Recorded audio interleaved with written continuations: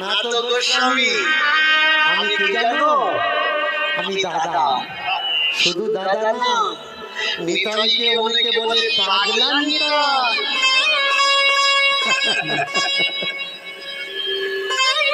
কেন সে পাগল? কেন সে দাদা? আমার নিমাই সে একবার কোথাও বলেনি জয় গৌর বলো। সে বলেছে জয় নিতাই বলো। গৌর কৃপার জন্য গৌরের কাছে আসা লাগবে না, নিতাই করুণা করে দিবে। গৌর কৃপা আপনি আপ মিলে যাবে।